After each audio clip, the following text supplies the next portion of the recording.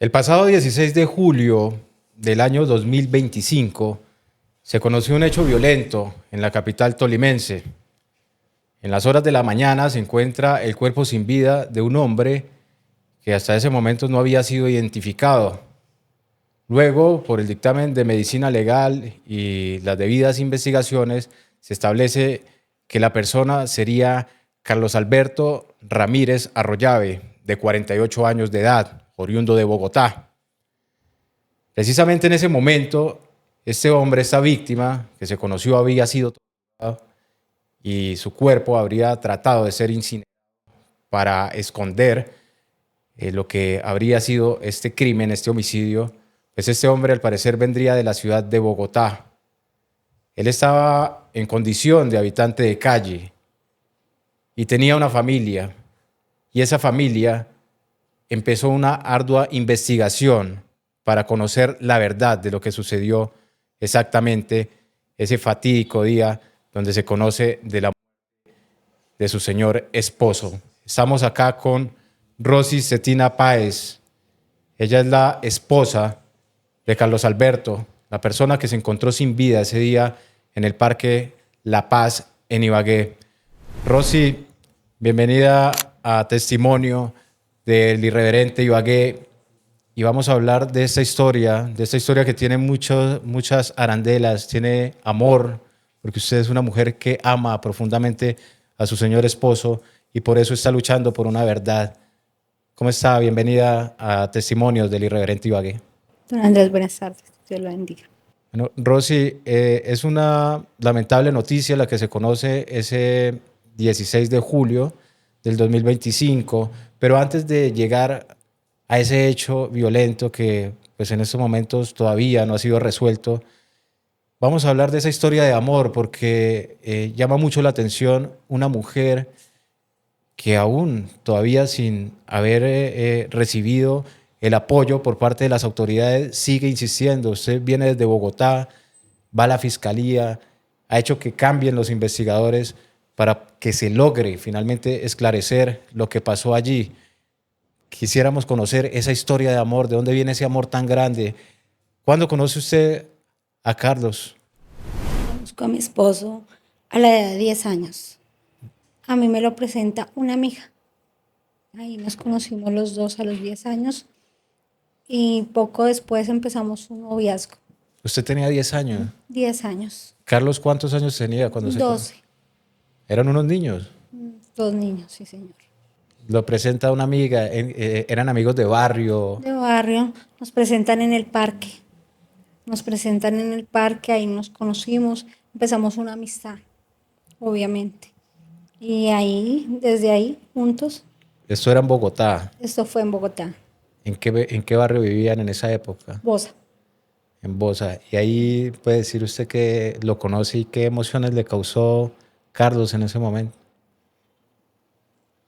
Se puede decir o se pensaría que con 10 años una niña, ¿qué puede sentir?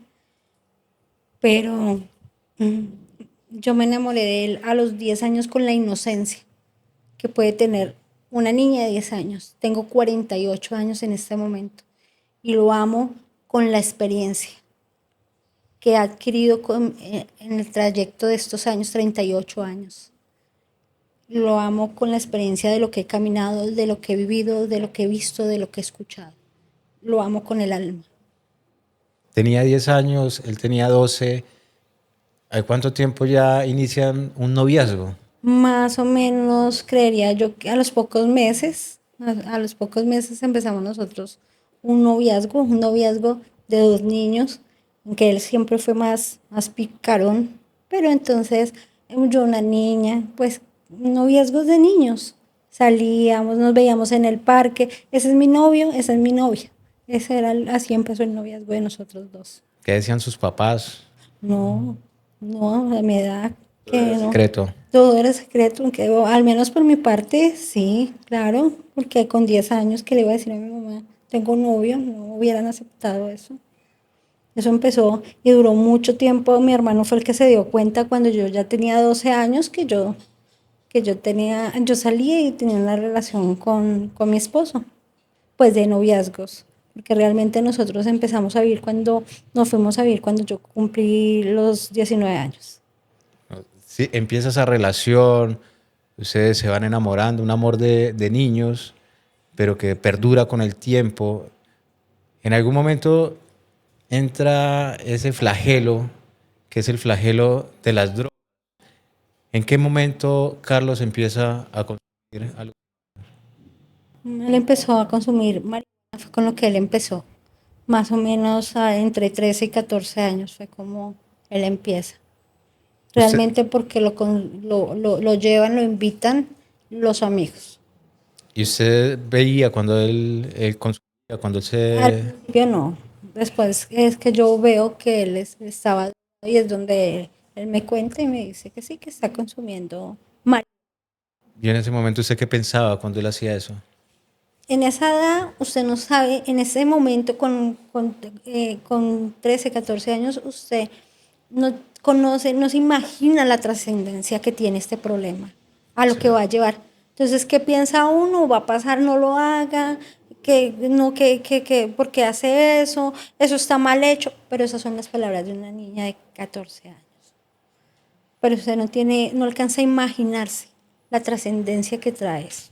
Entonces decirle, yo le dije, le hice, no, yo era una niña de 14 años, no sabía a dónde podía llegar a parar todo esto. ¿Usted nunca llegó a consumir alucinógenos con No, él? no, ¿Él le ofreció en algún momento? no, jamás, jamás, jamás. Él respetó sus espacios, No, él hacía sus cosas cuando éramos niños, que salíamos, ¿cierto? Eh, pero jamás me ofreció, jamás, es más, a mí me molesta el olor, entonces él se hacía a un lado con un grupo de amigos, hacía sus cosas, se comía un chicle y como si fuera un cigarrillo. Bueno, Rosy, ustedes desde muy jóvenes trabajaban, estaban en el comercio. ¿Qué hacían cada uno? ¿Qué hacía Carlos? ¿Qué hacía usted en ese momento? Cuando éramos niños, Sí. yo de niña tuve varios oficios. Trabajé en cafetería, ayudante de cocina, ayudé como empacadora. Yo tuve muchos oficios. Mi esposo también, él trabajó como ayudante de ornamentación. Mi suegro trabajaba haciendo rompecabezas. Entonces, mi esposo le ayudaba a fabricar los rompecabezas, a venderlos. Era Ok. lo que hacía mi esposo. Y en ese trayecto pues ya era consumidor. Ya era consumidor. ¿Consumía solo marihuana o No, hasta más o menos creería, yo vengo a darme cuenta que él ya estaba consumiendo otro tipo de sustancias. Creería yo que más o menos después de los 22 años yo vengo a darme cuenta que él des- estaba consumiendo puntualmente perico. la cocaína, el perico? Sí. Y en ese momento, ¿qué piensa usted cuando ya ve que él estaba consumiendo otro tipo de droga? Llorar, llorar porque con 22 años que tenía yo ya teníamos 2 hijos. Llorar porque yo ya sabía que eso ya eran pasos de león gigante. Eh, Y él qué le decía? que yo exageraba, que yo exageraba, es Él más, sentía que él podía dominar. dominarla, que él podía que él lo piloteaba, era la palabra que él utilizaba, que yo exageraba, que eso solo lo utilizaba para, como él trabajaba para ese entonces de noche, entonces él decía que para el sueño, para el cansancio, para despertarse un poquito más, estar un poquito más activo, que yo exageraba. Realmente era lo que él siempre, las discusiones, era que usted se exagera, no invente, usted qué va a saber, esto solo lo hago, y yo la piloteo y es eventualmente como yo, esto lo hago es eventualmente, solo cuando estoy muy cansada, decía él. Para esa época ya tenían 2 hijos. 2 hijos. ¿Y sus hijos qué edad tenían en ese momento? Yo tuve mi hijo mayor a los 19 y el menor a los 20. En ese entonces mi hijo tenía 2 años, el menor, y el mayor 3 años, porque yo quedo embarazada de mi hijo menor, teniendo mi hijo mayor 4 meses de embarazo. De haber nacido, pues ahí quedo embarazada de mi niño menor. Rosy, usted dice que él decía que podía pilotearla, que podía llevar o tener el control del consumo que tenía para ese momento. ¿En qué momento piensa usted que él pierde ese control? Donde ya pues se conoce que por lo menos las personas que consumen ya empiezan a abandonar el hogar, a aislarse, para finalmente pues que se van finalmente de la casa. Específicamente veo que se está saliendo de control las cosas cuando él empieza a no llegar a la casa, porque él era un consumidor, pero social, ¿cierto? Él podía consumir, trabajar, estar en la casa, ¿cierto? Había momentos que yo sabía que estaba en ese estado, como a veces yo no tenía la más mínima idea, ¿cierto? Cuando él empieza a que ya faltaba los fines de semana, entonces de un día, por ejemplo, si iba a trabajar el sábado, no llegaba el sábado, ya llegaba hasta el domingo en horas de la tarde, es ahí donde empiezo a ver que esto se va a ir acrecentando y con su apariencia. Sí. Llegaba ya muy maltratado. Y ¿Consumía sin, el alcohol también? sí, sí, él tomaba, él tomaba. Es cuando yo me empiezo a dar con cuenta, ahí que ya. Bueno, se conoce también que las personas o el consumidor prácticamente cuando ya abandona o como se dice que llega al estado de habitante de calle, es cuando ya tocan este vicio que se conoce como el vacío. Sí, es así. ¿En qué punto él ya llega a tocar este fondo de consumir vacío? Yo tengo 48 años más o menos cuando yo tenía unos 32 años. Empieza a consumir el vacío. Cuando usted tenía 32, es decir, él tenía 34. 4, Él tenía 34 4. años cuando inicia.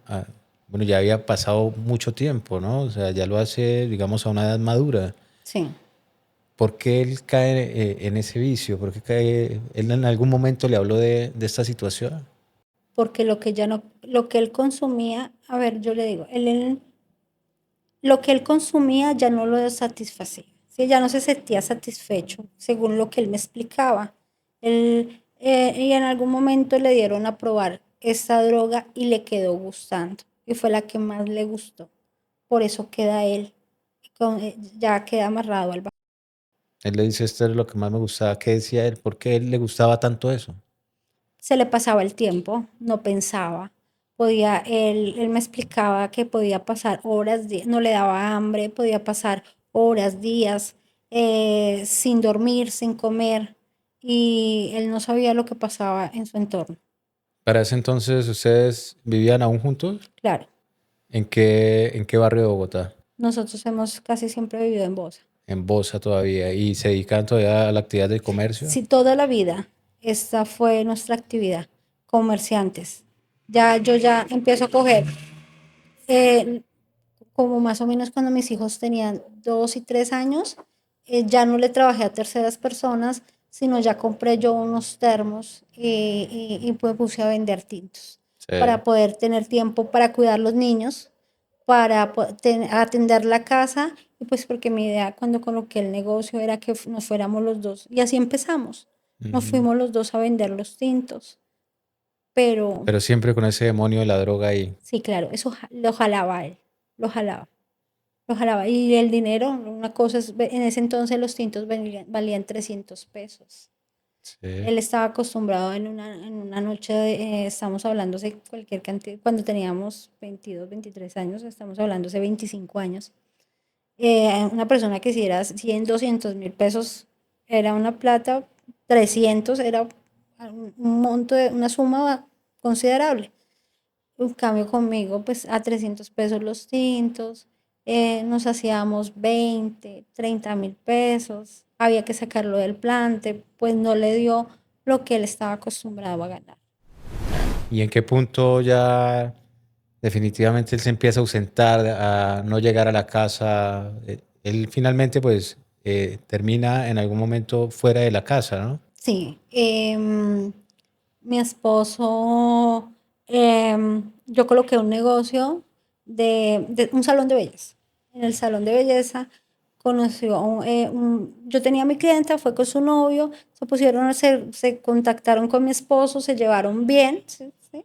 Y él le propuso vender nitrógeno para las llantas, ¿cierto?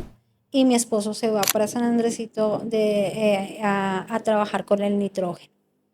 Y ahí en San Andresito, ¿El San Andresito de San José o treinta y el de la ocho treinta y de la ocho 38. ya ahí fue el final. Se pierde. Se pierde porque ya él con alguien que conoció y con el cual hizo una muy buena amistad, entre comillas, esa persona ya se iban a bailar, se iban a tomar, a consumir, porque esa persona también era consumidora. Ujú. Entonces ya lo lleva a un lugar que existía en Bogotá, que es la L, La L. la L. Y lo lleva allá y La ya que se conoció como el Bronx. lo que conocíamos como el Bronx. Él llega ya a la L y ya se internaba, ya no era un sábado y llegaba el domingo, Sí. ya podía pasar una semana, ya después pasó a 15 días, ya después ya pasaba el mes y él ya internado y como tenía como rebuscarse pues para poder consumir. ¿Y usted Porque sabía que él estaba internado allá en la L, que estaba... al principio no. Al principio no, porque yo no conocía este lugar, Sí. ¿sí? A lo que yo lo buscaba cuando él se me perdía, yo lo buscaba en los hogares de paso en Bogotá.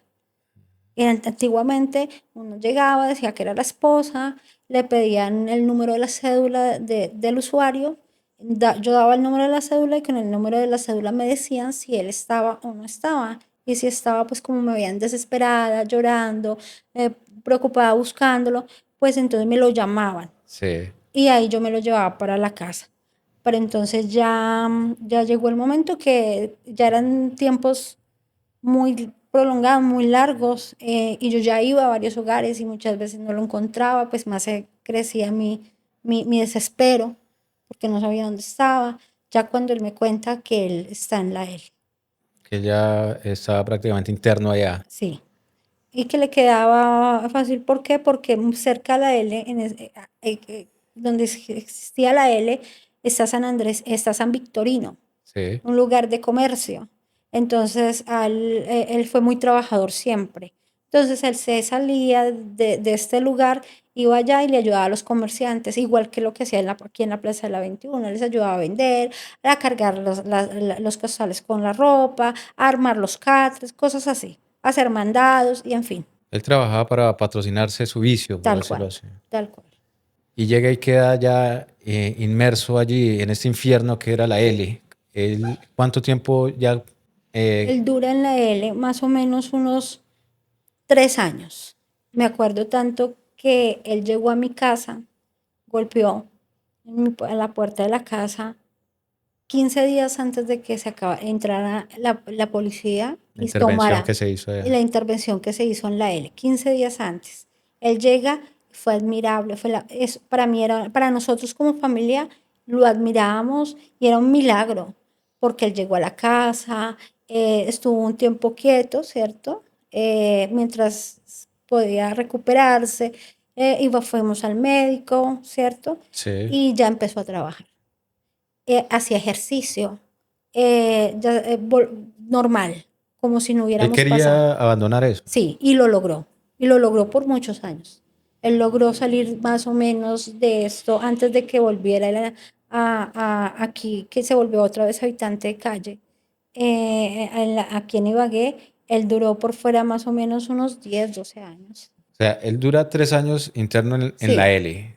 Logra decir, voy a recuperarse. dejar esto, vuelve al hogar y dura cuántos años sobrio, sin consumir. No, él consumía. Lo que pasa es que yo no me daba cuenta, pero consumía marihuana. Un día yo lo descubrí Solo estaba fumando marihuana. porque él vendía mazamorra. Entonces Sí, yo llegué a trabajar, yo llegaba a trabajar y yo lo veía por donde pasaba la buseta, era la ruta de él. Yo me bajaba a ayudarle a vender mazamorra. sí, Entonces, esa vez yo llegué y lo vi. fumando marihuana. Y le dije, su merced, ¿qué está haciendo? ¿A qué jugamos? ¿Que vamos a votar este esfuerzo? Y él me dijo, fue cuando me confesó, me dijo, no, esto yo lo vengo haciendo desde que me salí, porque es mi manera de pilotearla para que no me dé tantas ansias de consumir. Esta es la manera De con la consumir que, el bazuco. bazuco, esta es mi manera con la que yo puedo maniobrar la situación. Es Es decir, él volvió al hogar, pero nunca la abandonó, fumaba marihuana. ¿Y en qué punto vuelve y cae con el bazuco? Lo que finalmente lleva a las personas a que tomen la calle. cuando se vuelve su vida una mentira. ¿Cuál es la mentira de la persona que consume droga? Me siento solo, no estoy siendo comprendido, tengo ansias, hay una, llevo juicioso una, y resulta que yo aprendí con él que las recaídas cada vez van a ser más fuertes. Y si no nos sostenemos y nos abstenemos, llega el punto que pasó con mi esposo. Recaen y ya no se levantan. Ya no es una recaída, es una completa caída. Y es ahí donde Donde finalmente termina ya abandonando el hogar. completamente. ¿Cuánto duró, digámoslo, sin consumir luego de que regresa? Muy harto, harto. Es que yo no tengo presente las fechas, la fecha en que tomaron El Bronx. el Bronx, pero muy él duró hartísimo, años, 10, creería yo que unos 10 años, 8 años. La verdad es que no tengo Fueron, presente. bueno, muchos años. Años, años, donde se le veía trabajando como una persona, porque él ya dejó de vender mazamorra, esto era un negocio familiar con la familia de mi suegra, mi suegro, mi cuñada. Entonces, él vuelve otra vez con el nitrógeno para las llantas. Sí. Él coloca el negocio en el 7 de agosto, el negocio de él. Y alguna persona se levantaba temprano, muy a las 5 estaba abriendo la puerta, salía con un tarrito de agua, le gustaba trotar, le gustaba hacer ejercicio. Todos los domingos jugaba fútbol. Salía a las 7 de la mañana y llegaba a las 12 del día. Toda la mañana era arquero y jugaba muy bien.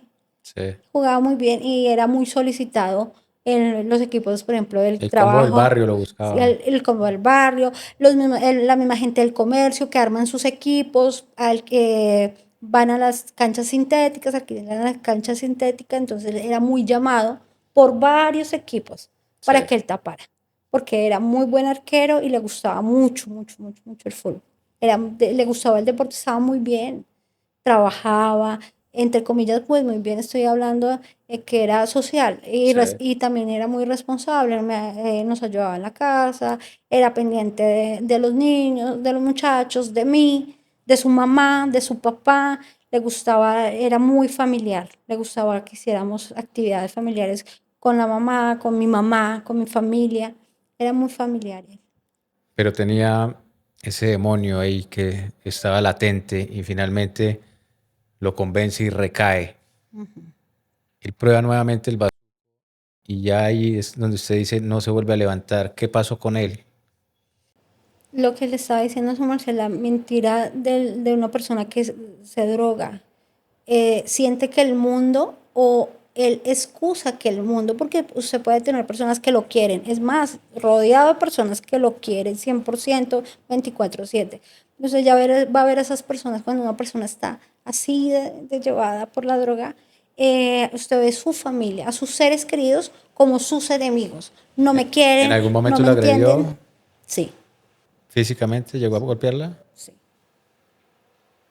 Y ahí sentía usted que El abandono, la humillación. sus hijos que veían en eso. Que veían. Su mamá llorando, peleando, porque peleábamos cuando él se drogaba, sinceramente. Eh, yo a veces le hablaba, a veces lo besaba, a veces no le hablaba. O sea, yo recorrí todos y cada uno de los pasos. Hablar, psicólogo, centros de rehabilitación, la iglesia, hasta pelear, Sí. poner reglas. Aquí se llega a tal hora, usted no puede faltar. ¿Qué tal yo faltara? Piense que yo hiciera lo que usted hace, entonces nos vamos a poner en igual de condiciones, esto no se hace. Y lo que ellos veían era peleas entre nosotros. Eh, Veían su papá drogado. Y él se va de la casa. Decido yo Usted. que, claro, porque si me dolía ir a sacar a mi esposo, al hombre que yo amo con el alma, Sí. a un lugar de esos que era el mismo infierno, donde yo veía cómo consumían, la gente que entraba, Cuando él vuelve etcétera. a recaer, ¿a usted le tocó volver a esos sitios a sacarlo? Claro, Claro, a veces, un par de veces fui a pagarle deudas, que me llamaba y un ejemplo, él tenía una bicicleta, tenía dos bicicletas, una era muy costosa y era de carreras, la había armado él mismo y Sí. perdió la bicicleta. Entonces ya estaba corto de plata, ya, no, ya había acabado la plata, había pues, la bicicleta, el celular. Entonces ya él me llama y me dice, y yo fui para que no me le pasara nada. Pues fui, le pagué y lo saqué de allá. Entonces yo ya le digo, por encima del amor que le tengo, lo amo con el alma. Me voy a morir amándolo, pero amo más a mis hijos. No Y ahí les le puedo decía permitir que que se mis vaya. hijos vean esto, que no puedo porque hoy lo saco, si yo no paro esto a tiempo, mañana van a ser mis hijos y no me lo puedo perdonar. Era el momento de escoger o ser mujer o ser madre. Y él prefiere la calle y se va. Sí, él prefiere, porque le digo que va a pasar eso si él no, una vez más, porque yo no iba a exponer más a mis hijos. ¿En qué año fue eso, Rosy? Estábamos en el 2026. Esto fue antes de pandemia. Ok. Esto fue un poco antes de pandemia. Y él vuelve a las calles de Bogotá, No, él vivía con la mamá. se va para donde la Se mamá. va para donde la mamá. Yo vivía en el mismo conjunto porque yo de una u otra manera siempre estuve apegada a él, Sí. muy pendiente de él. Yo no fui de las que nos vamos, nos separamos, pero yo me voy. Mentiras, a mí solo verlo para mí era un aliciente. Solo saber que estaba cerca para mí era un aliciente. Entonces yo no me fui del conjunto, yo me quedé viviendo en el conjunto. Ya después de la pandemia es cuando él coge otra vez el vaso y vuelve y lo atrapa fuertemente, fuertemente. Y ya empezó a acrecentar, a acrecentar, a acrecentar, a acrecentar. Por eso es que casualmente él llega aquí, a Ibagué. Hablemos de eso. ¿Por qué? ¿Cómo llega Carlos acá a la ciudad de Ibagué? ¿Él ya había venido acá? ¿Él tenía familia, tenía conocidos acá en Ibagué? No, no, nosotros no tenemos a nadie acá. ¿Y por qué llega acá? Pues eso le decía, y cuando yo supe que él estaba acá en Ibagué y me lo llevo, esa fue mi pregunta. Amor, no sé por qué se fue para allá si nosotros no tenemos a nadie, nosotros no conocemos a nadie, papi. No sé por qué se fue para allá. Es ahí donde él me cuenta y me dice, lo que pasa es que en los lugares donde yo consumía me encontraba eventualmente con un muchacho, nos hicimos amigos. El muchacho empezó a hablar, pues él no decía muchacho, él decía el man, Se conocieron en Bogotá. en Bogotá, Sí, en los lugares donde consumían, en sí. las ollas, literalmente. Entonces, en medio de su cuento, drogados, etcétera, el muchacho le dice que él tiene familia acá en Ibagué que trabaja en el campo y Sí, que él tenía ganas de venirse para el campo, así lograba dejar un poquito, alejarse de la droga. sí. Entonces, mi esposo le dice que bacano, que tiene la oportunidad, que a él también le gustaría, y así acariciaron esa idea muchas veces, hasta que llegó el día, que ya volvieron a tocar el tema y ya no la acariciaron, ya la tomaron y la Nos hicieron vamos para propia. Ibagué. Nos fuimos para Ibagué y él se vino para Ibagué. Cuando llegaron aquí ya no estaban drogados, entonces ya estaban sus cinco sentidos, llaman a la ¿Cómo se familia. vinieron? ¿En qué llegaron? En flota. En flota caminaron, él me contó que caminaron, estaban en la Primera de Mayo, caminaron de la Primera de Mayo como por la Boyacá hasta la autopista sur, la Sevillana, y de la Sevillana ya caminaron al terminar. Y de ahí, con las flotas que salían, negociaron el pasaje para venirse. Pues Llegaron acá a Ibagué, bueno, ya no ya, estaban bajo drogados. los efectos de los alucinógenos que hicieron. Llamar el chico, conseguirse lo de un minuto, llamaron, el muchacho llamó a la familia para decir que estaba acá en Ibagué y que él quería ir allá, pero que él venía acompañado. Yo sorpresa que la familia no lo recibió. Supuestamente los que estaban esperando que Él iban a estaba, recibirlos acá en Ibagué. no los recibieron, no lo recibieron al chico, pues obviamente mucho menos a mi esposo. Claro, El caso es que el muchacho, ya solo, porque mi esposo aquí no conoce a nadie, me dice, no, yo me asusté, solo, sin plata, ¿y aquí qué? sí. Entonces, el muchacho le dice, no, yo sí conozco un centro de rehabilitación y esto nos puede ayudar. Él llega al centro de rehabilitación, pero él me dice que él llegó y que uno los menospreciaron muy feo, le hablaban muy fuerte, le hablaban muy brusco, groseros, realmente lo utilizaba vulgaridades. Sí. Intentaron raparlo a la fuerza y lo encierran con candado. ¿Usted recuerda el nombre del centro de rehabilitación? No. Él me contó que un centro de rehabilitación, pero él nunca me nombró el nombre. Me dijo un centro de rehabilitación. Y ya él con otro muchacho que también había entrado en ese momento con ellos, discuten, con la persona, con la persona que dirigía el centro de rehabilitación, y a lo que discuten él hace que le abran y sale él con el otro muchacho. Cuando salen con el otro muchacho, entonces él dice, bueno, ¿y aquí qué? Y el muchacho le dice, el rebusque está en la 21. Y ese señor que sale con mi esposo lo lleva a la 21. Yo sorpresa que en la 21 fue donde se quedó, porque allá... Pues, en la plaza de la 21. La plaza de la 21. Aprendió a trabajar, mi esposo era muy trabajador y se hacía coger aprecio, tomar aprecio siempre de las personas. Pues él llegó allá, aprendió a trabajar allá, aprendió a ganarse la voluntad de la gente, y pues como allá también la consiguen, la compran ahí mismo. Sí. Entonces, él me explicaba, y también lo escuché de alguien, pero él mismo me lo decía, allá yo trabajo, me consigo la plata, la compro y también me la consumo.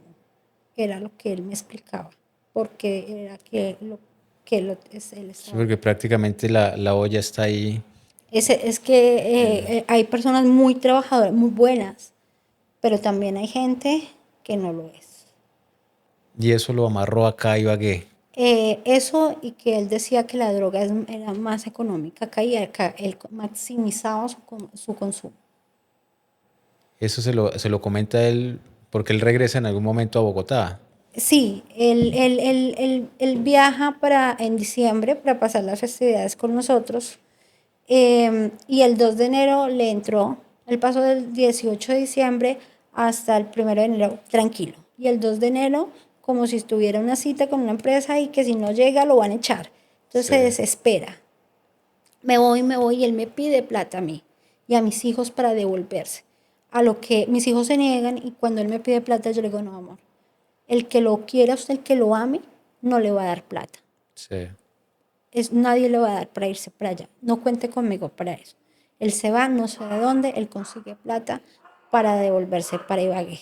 Y llega. Y él se viene para acá el 2 de enero, pero el 9 de enero él llamó melancólico que se quería devolver, que él está aburrido, que, o sea, él sintió el amor de familia cuando llegó allá, llegó otra vez aquí, él sintió el impacto el alejamiento.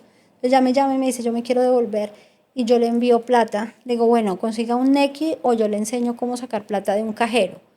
Y me dice, no, para mí, y yo busco a alguien aquí en la plaza que me preste su Nequi y me envías a Nequi. Lo del pasaje, yo le envío 70.000 pesos para que comiera alguito y se devolviera. Sí. Y él se me devuelve el 9 de enero. Y él Él sí se regresa. Sí, él se viene, él llega en la tarde. Él llega el 9 de enero en horas de la tarde y lo 9 recibimos de en la enero del casa. 2025. Del 2025. El Llega año él. pasado. Sí, señor. El Él año en llega. el que fallece. El año en que fallece, y él se queda enero, febrero, marzo, y ya. ¿Se queda con usted? Conmigo. Regresa a la casa. Sí, él regresa a la casa, pero ya para marzo se va para donde mi suegra. Ya eran esas ansias, entonces se devuelve para donde mi suegra se queda un par de días nada más, y de un momento a otro ya no vuelve más. Él se devuelve, ya no volvió más a la casa de mi suegra, y ya se devuelve él para acá, para Ibagué. ¿En qué fecha fue eso? En marzo, pero no recuerdo la fecha. Más o menos en marzo. En marzo. En el mes de marzo, marzo del 2025. Marzo, eso fue para finales de marzo. Eso fue, me acuerdo que fue finales de marzo por una eventualidad que hubo en el barrio Samber, en Bogotá. En San Bernardo. Sí, porque resulta que él lo mismo, se fue a trabajar y ya no volvió. Sí. Y para esos días fue cuando colocaron petardos en el Samber, colocaron 2, 3 seguidos. Entonces me acuerdo que fue para esas fechas porque yo pensé que él estaba allá y yo iba allá a buscarlo también, pensando porque habían heridos, porque pues yo no sabía si había heridos y qué le podía pasar. Cuando ya él se comunica con nosotros y dice que no, que él está otra vez en Ibagué. Acá en Ibagué. En Ibagué. Y él cuando venía acá, ¿dónde dormía? ¿Qué le decía? ¿Dónde dormía conmigo? No, En acá la en casa. Ibagué. Acá, no, él era habitante de calle, porque él ganaba su plata. Y Sí. la gente en la Plaza de la 21 le daba trabajo. Y él se ganaba su platica, era con trabajo, pero toda la consumía. Entonces, pues obviamente como toda la quería para consumir y se la consumía, pues él no pagaba un arriendo. Eventualmente, por ahí 2 veces al mes, máximo 3, a veces, Sí. iba a estos lugares de paso, a estos pagadiarios, a los pagadiarios, a bañarse y a tratar de dormir un poco. Pero realmente él deambulaba y en cambuchos era que él vivía. ¿Usted alcanzó a conocer algunas de las zonas donde él consumía, donde él... En Bogotá, pero acá en Ibagué, no, en la en- 21, solo en la la Plaza de la 21 Ventina, que era el lugar de trabajo de él. del trabajo, pero yo aquí no, yo no supe de puntos, voy a tal lado, le compro a tal persona, eso es una mentira, eso nunca lo contó. Yo sabía porque cuando yo vine a buscarlo en el 2023, pues como yo llego de noche y duro toda la noche buscándolo. Sí. Entonces, obviamente me pude dar cuenta el movimiento que había, ¿cierto? ¿Dónde estaba yo? Y dos, porque pues sí, cuando lo encuentro, él me dice, no me quiero ir, estoy comprometido con este señor a ayudarlo y no me quiero ir sin cumplirlo porque estoy ya comprometido. Y él se queda colaborándole a un señor en un camión. Me Sí. dice, déjeme y termino este turno con este señor que estoy comprometido y nos vamos. Y pues ahí me doy cuenta que sigue consumiendo. Él iba, ayudaba, salía, se iba, consumía, volvió otra vez, seguía trabajando y así. Que estaba aferrado nuevamente. 100%. Él llega en marzo, se conoce del fallecimiento luego de llegar él al mes de julio, es decir, casi 4 meses, es cuando se Sí, conoce ya casi 4 meses. el fatídico hecho. Eh, ¿Usted tenía comunicación con él antes de la llamada donde le dicen que... Claro.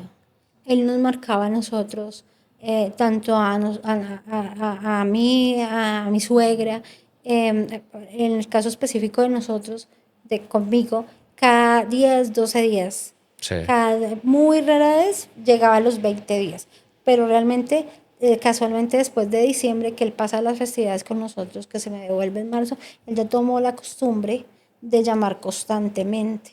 Él nos llamaba cada 10, 12 días, era lo más normal, semana, semana y media, para que usted la última vez que usted habla con él, antes de enterarse de que... que yo haya hablado con él Sí, el 12 de julio. 12 de julio, El 12 de 4 días julio, antes de que se conozca sí, que lo asesinan. sí, el 12 de julio es el último día que yo hablo con él. ¿Cómo se entera usted que asesinaron a Carlos? Porque cuando él se me desaparece, que se viene para Ibagué en el 2023, hubo también en Samber un altercado, hubo problemas allá y había heridos y había muertos. Entonces, yo llego allá y me dicen, por el nombre y el número de cédula, me dicen, él no está entre los heridos. Entonces Sí, me remiten para medicina legal, para que vaya y mire a ver si de pronto entre las personas que fallecieron. Yo llego a medicina legal, doy los datos de él, me muestran varias fotos, él no estaba, pero queda el reporte de que él está desaparecido, por eso estoy ahí en ese momento en medicina legal. ok. Por eso queda ese reporte. Él aparece, a mí me llaman en diciembre, me dicen que él está acá y yo me lo llevo, pero no reporto que él había aparecido a medicina legal. Entonces ese reporte quedó abierto. El momento que él fallece, le hacen el reconocimiento por medio de sus manitos, sus huellitas. Sí, Y entonces me llaman el día 18 de julio, no eran ni las 8, eran como las 7 de la mañana. Y me preguntan la señora Celestina Paz, no sé qué. Yo, sí señora, es para informarle que el señor Carlos Alberto Ramírez Arroyave se fue encontrado muerto. Yo quedé en shock, más porque yo venía a mí me habían dado de alta el día anterior. Usted la llaman y le dan esa noticia y en ese momento, Bueno, hay cosas que usted, no tiene control. Y ese fue el momento de no, ¿qué? ¿Qué está diciendo? Pero si mi hijo había hablado hace un par de días, pero en ese día, en ese momento yo no coordinaba que había sido el 15. Yo dije, pero si él habló antier, que hace poquitos días, ¿usted qué me está hablando? Yo tengo los audios, porque yo grababa, ¿usted qué me está hablando? ¿Usted por qué sabe que es él? Y es donde ella empieza a especificarme la manera en que fue encontrado, en el lugar que fue encontrado, la fecha en que fue a encontrado. usted le dicen todos los detalles de cómo encuentran el cuerpo. Sí, una señorita de medicina legal me llama. ¿Y qué le dice? ¿Qué detalles le da? Ella solo, al principio solo me dice que mi esposo fue hallado, que Carlos fue hallado en un lugar boscoso en el Parque La Paz de Ibagué el día 16 de julio, ¿cierto? Sí. Y yo empiezo a hacer yo preguntas. ¿Y usted cómo sabe que es él? ¿Por qué me dice que es él? Pero si es que mi esposo nos llamó hace un par de días y me mandó 20.000 pesos para que me llevaran algo para el hospital. Y ella me dice, se hizo cotejos de huellas dactilares y ahí no hay duda alguna. Mi esposo tenía rasgos específicos. Sí. Uno de ellos era que mi esposo no tenía absolutamente nada de dentadura. Entonces yo le pregunto por la boca, de rasgos específicos, ¿usted me puede dar rasgos? ¿Usted me puede decir? Porque ahí él tiene rasgos específicos. Él tenía una cicatriz en su abdomen de una cirugía que tuvo cuando niño. Y ella me dice, no me aparece nada que tenga en la boca. Realmente en el cuerpo no se puede ver cicatrices porque él fue incinerado. El cuerpo de don Carlos se encontró incinerado en un 70%. Es lo que me explica ella. Y me alcanza a leer, yo le digo a ella, pero ¿cómo? ¿Cómo fue? ¿Qué más dice? Entonces ella empieza a leer entre líneas. Fue hallado, recibió puñalada al lado del oído izquierdo, así era que hablaba. Tenía signos de tortura. En el momento me dan esa información muy superflua. Hoy la tengo con certeza porque hace poquito me entregaron la necropsia. Pero en ese momento solo era una voz de una persona, un rostro desconocido, diciéndome que mi esposo, el padre de mis hijos, lo habían matado. El hombre que usted ama. A quien le entregué mi vida, mi niñez, mi juventud y hasta mi vejez, porque ya no estoy de 15.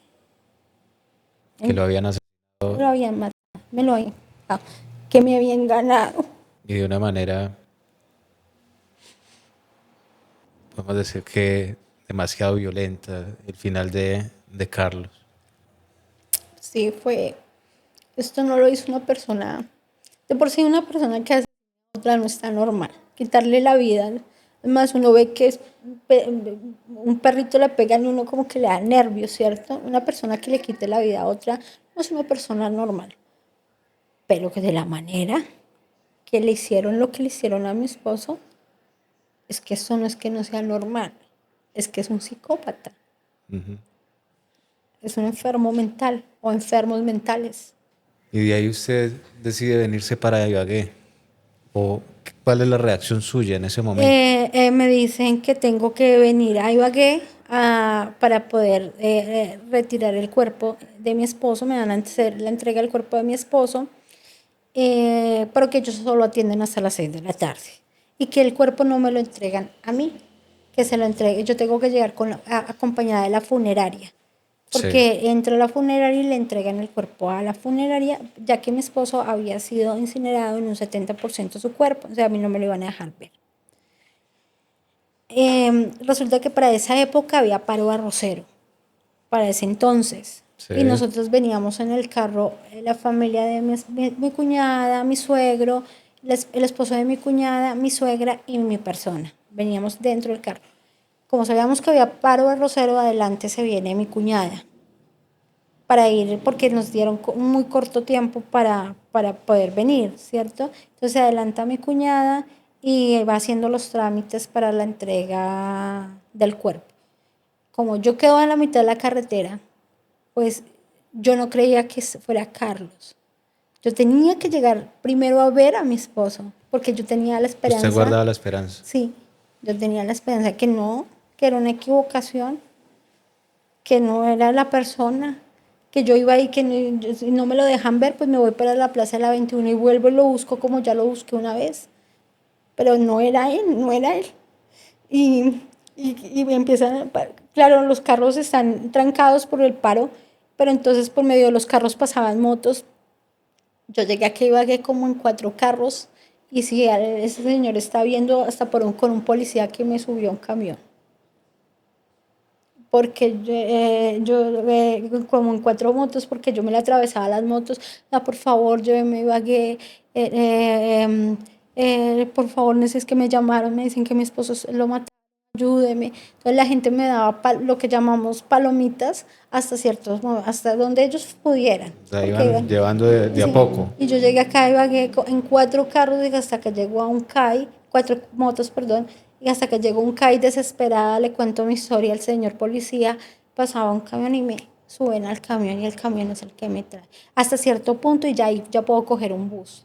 Sí. Y él me dice, coja tal bus, mire ese. Y cuando él me está diciendo ese, pues lo paramos y en ese bus es el que me trae. Así fue que yo llegué. ¿Y usted logra ver el cuerpo sin vida, No. Carlos? ¿Nunca pudo reconocerlo realmente físicamente si era él? Físicamente, jamás. Porque empezando que cuando yo llegué primero fue a medicina legal y a mí me dicen, ya lo entregamos. Él está en la funeraria y el celador me dice, ¿en qué funeraria? Yo tomo un carro, llego a la funeraria y cuando yo llegué ya estaba mi cuñada haciendo las diligencias pues para lo del entierro y las exequias y el traslado del cuerpo. Cuando yo le ruego a la señorita, ¿por qué? Iban a escoger el cajón y yo no quise ir. Y me dice con mi cuñada, vamos, Rosy, ¿qué cajón? Y yo no quise. ¿Usted no Nos quería van, participar no, de la no, escogencia no quería. Entonces yo no quise, yo no toqué ir a la 21, déjenmelo ver, hay que ir a la 21, toca ir a mirar, nosotros no sabemos qué nos están entregando, no voy a aceptar lo que me están entregando. Pero entonces resulta que escogen el cajón y no sé por qué el cajón, después a los pocos minutos llama la señorita de la funeraria a mi cuñada y le dice que el cajón estaba dañado, se había abierto, bueno, en fin. Entonces ella me dice, tiene que ser usted la que escoge el cajón. y finalmente le tocó escoger el Yo cajón le donde... escogía los zapatos, yo le escogía las chaquetas, me gustaba que estuviera bien vestido, que estuviera bonito. Me gustó toda la vida. Y lo encontré en condiciones, créame que muy tristes. No solo el cuento mugre, ¿cierto? Sino también, pues obviamente, días sin bañarse, trabajaba en la plaza. Y a mí jamás me importó. Así lo besaba, así lo abrazaba, así lo tenía yo.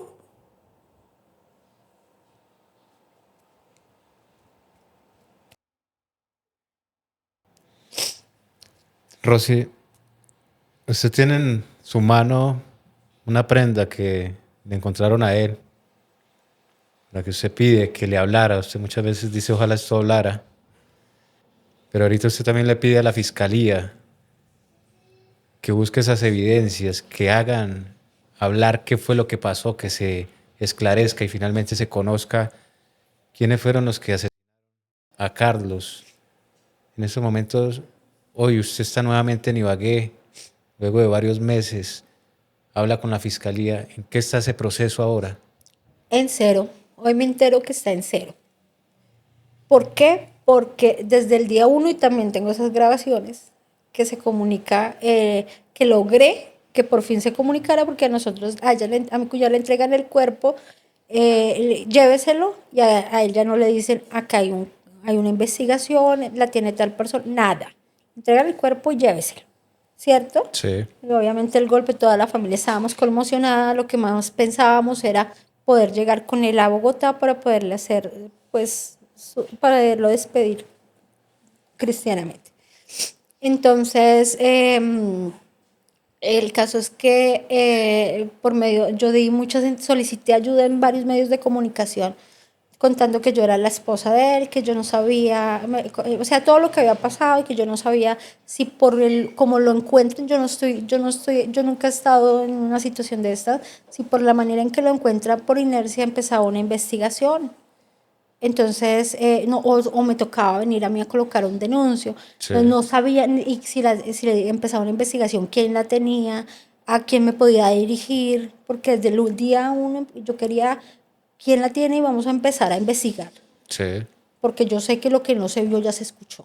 ¿Esa investigación en qué fiscalía reposa? En la Fiscalía 52, seccional 52. Y se dice que hasta el día de hoy, No, primero me dan sí, nada. Me asignan un investigador donde yo le pido cuando por fin se comunica conmigo, después de semana y media de haberme entregado a mi esposo, sí, por fin se comunica conmigo por teléfono. Entonces yo le digo que las cámaras, que el parque tiene cámaras, porque a mí ya varias personas que yo había dado entrevistas me habían contado que allá sí había cámaras. sí, Les digo, las cámaras nos van a decir mucho. Las cámaras nos van a contar un movimiento, se va a ver entrar él solito o acompañado o va a haber una reacción. Se va a empezar a ver de salir, se va a ver algo. Y él desde el principio me negó las cámaras, primero dijo que no había, después me dijo que faltaba ver si servían. También le solicité las cámaras porque yo no sé si esto le pasó a él en la Plaza de la 21 o le había pasado en el parque, ¿cierto? Entonces también le solicité que por favor miráramos las cámaras de la 21 por donde él la pasaba y siempre me negó las cámaras. Y que era muy difícil que la gente hablara, porque como era un habitante de calle y que él siente usted que había no le pusieron la atención por la desprecio. condición. Yo sentí el desprecio desde el día uno del investigador por la condición de calle de mi esposo. Y no solo por la condición de calle, era porque él me hablaba y él creía que yo me las creía y que él me decía, no, el mundo es cuadrado y yo creo. Sí, Y con el respeto que ustedes se me merecen, si el mundo es cuadrado, yo por él lo vuelvo otra vez redondo. Eso no era así. Yo tengo que saber la verdad. Y yo quiero justicia para él porque él es un ser humano. Y yo tengo derecho a la justicia y a la verdad. va a seguir usted insistiendo a la Hasta lo último. fiscalía. Hasta lo último. El caso es que esa investigadora me entregaron un reporte el 9 de abril donde yo he venido de Ibagué, yo he tomado fotos de las cámaras, he tratado pues, con mi ignorancia, pero con mi gran... Usted ha hecho una labor investigativa. Sí, con mi gran deseo de saber qué pasó con mi esposo y que demos con la persona o las personas que hicieron esto. Entonces yo he tratado pues al menos las cámaras. Mire, aquí sí hay cámaras. Sí, Mire, yo tengo recolección de que porque él llamaba y yo guardaba todos los números de donde él llamaba. Un ejemplo. Entonces yo tengo muchas cosas, muchísimas cosas. pero la ¿Cierto? fiscalía no ha tomado en serio esos Nada, aportes que usted tiene. la fiscalía y el investigador. Es por eso que yo ya el 9 de abril opto por tocar las puertas de la Procuraduría y contar mi caso. Sí, Y la Procuraduría me escuchó y estuvo en el despacho del fiscal. Porque hoy no solo a mí ya me mandó un correo la Procuraduría contándome que habían estado en la fiscalía, ¿cierto? sí. Mirando esto, sino también porque el fiscal hoy me lo confirmó. Me dijo, sí, aquí ya estuvo la Procuraduría. Entonces yo dije, yo necesito que me cambien el investigador porque lo que el señor está diciendo es falso y él mismo vio con pruebas, él mismo vio. Usted Yo le no mostró. Claro, yo no fue que yo vine y le conté una historia y él dijo, ay, como que sí. No, es más, a uno le quitaban en esa época, hoy no pasó eso, a la entrada del celular. Y yo le ruego que me deje entrar el celular para yo demostrarle que lo que yo estaba diciendo era verdad, punto por punto. Y entonces él da la orden, llama y da la orden de que autoriza de que me entreguen el celular para que yo lo suba. Y él lo mira y él ve que yo no estoy diciendo mentiras. Y no solo se conforma con lo que dice mi celular, también lo mira por la pantalla del computador de él y ve que yo no estoy diciendo mentiras.